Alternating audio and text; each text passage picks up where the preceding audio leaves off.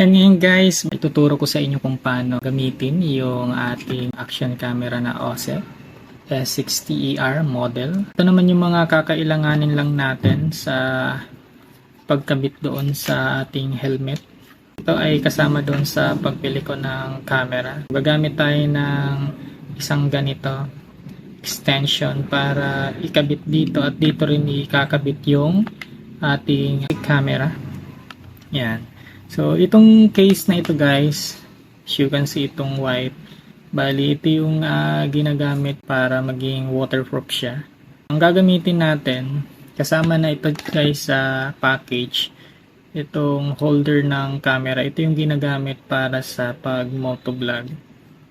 Careful tayo guys pag umuulan kasi maaring mabasa at mapasukan ng tubig. So, yung ginagawa ng iba guys, ito yung ginagamit nila. Binubutasan lang nila dito para ma-access yung microphone. At kahit umuulan, so secured na hindi mababasa yung ating action camera.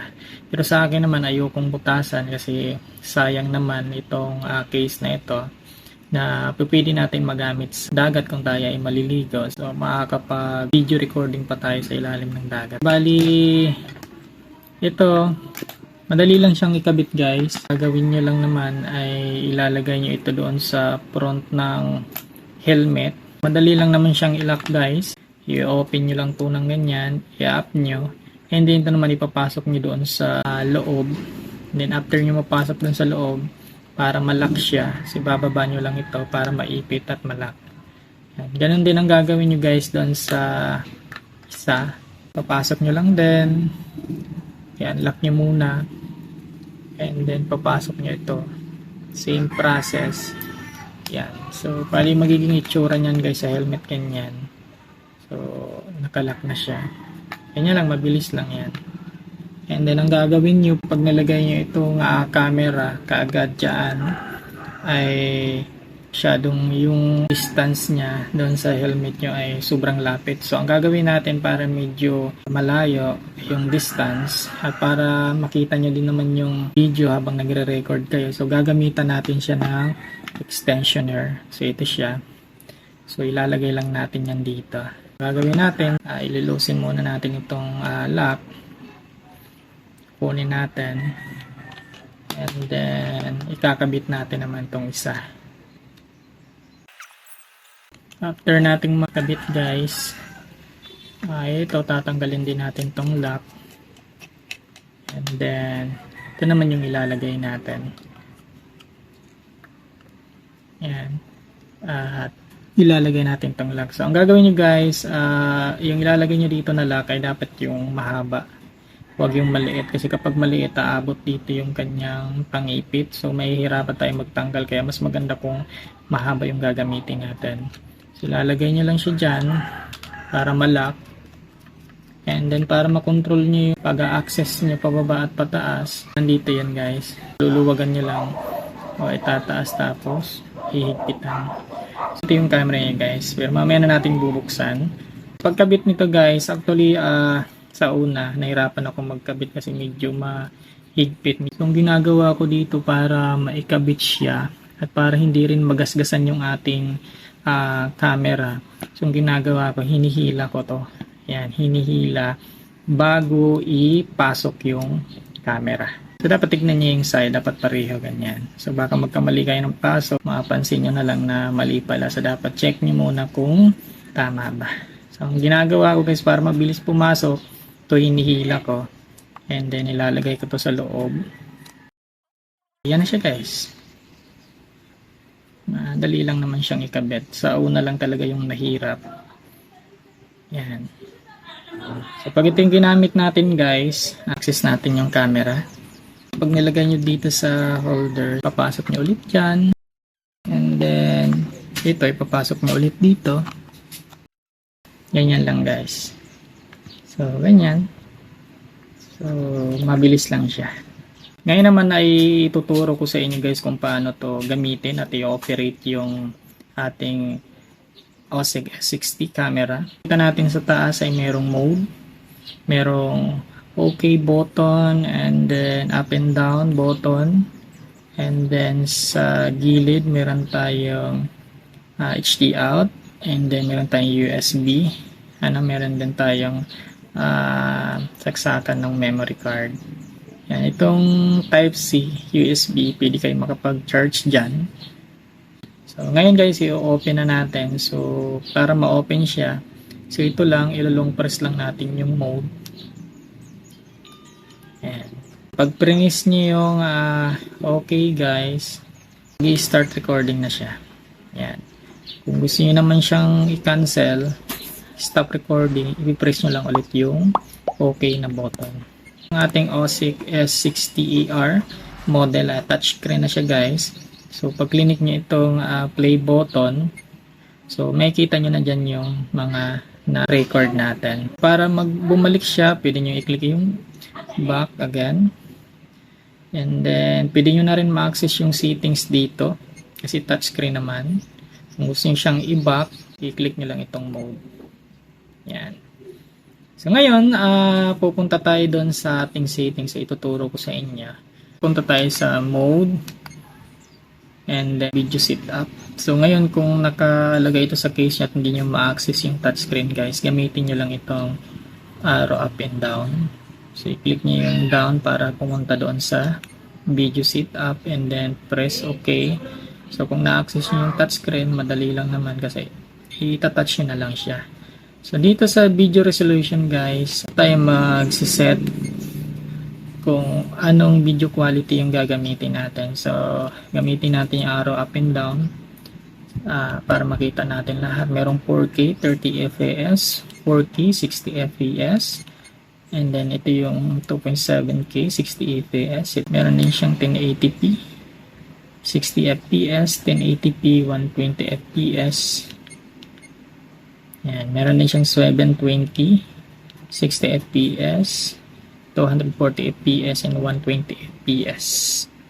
Yun yung video resolution guys, sobrang dami. So, piliin nyo na lang kung ano yung mas maganda. Pero yung para sa akin, the best na quality is talagang 4K 60 fps pero malaki kumain ng memory sa ating micro SD at madali lang maubos din yung ating memory card.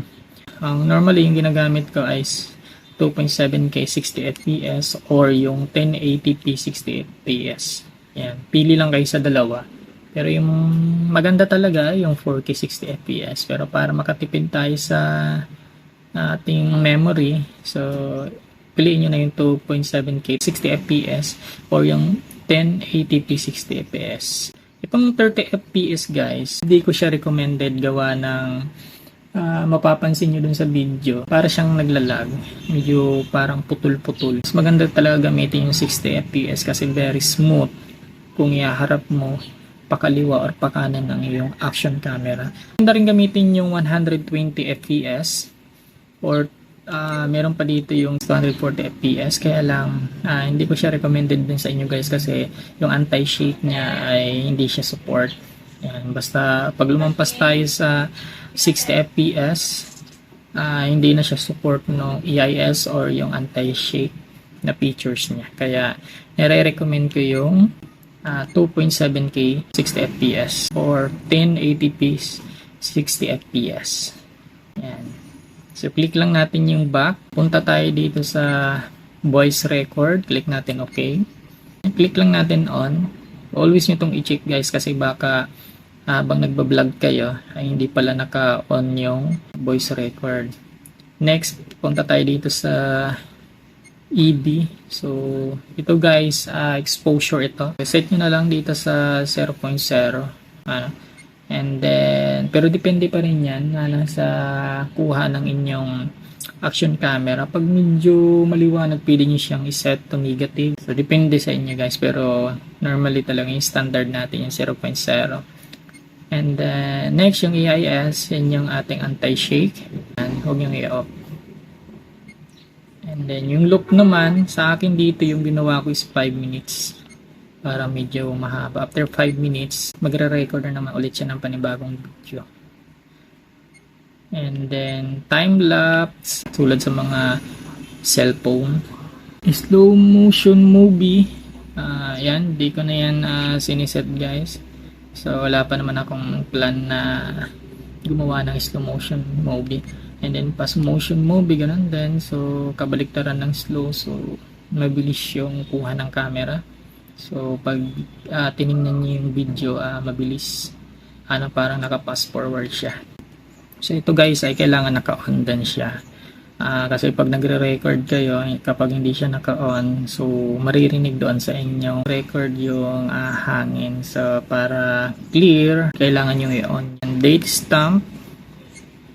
Yan, so pipili kayo. Yan, date and time, date or off. Sa akin dito, i-off ko na lang. And then yung motion detection, maganda rin to guys, kailangan naka-on yan. Okay. So, balik tayo sa settings. Yan yung sa power frequency guys, ay sa akin dito, ang pinili ko 60 Hz. Yan. And then yung sound naman ay naka-on yung shutter and then naka-volume tulong ako standard. Yan, kasi magastos din minsan sa battery yan. Yung sa angle naman ay naka-wide ako. Para malaki yung range ng kuha ng ating camera. And then sa microphone, external lang gamit natin. And then back lang natin, white balance, so naka-automatic siya. And then yung effect naman, normal lang siya guys. Kumbaga parang automatic or normal mode lang. Sa diving modes, hindi naman tayo liligo ng dagat kaya naka-off lang. Yan. Upside down. So, yan ang natin naka-off.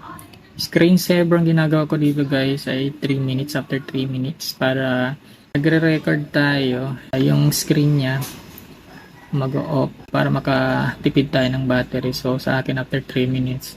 And then auto power off 5 minutes din na nakaset sa akin dito para pag maiwan natin yung ating action camera at di ginagamit, automatic siya mag-off.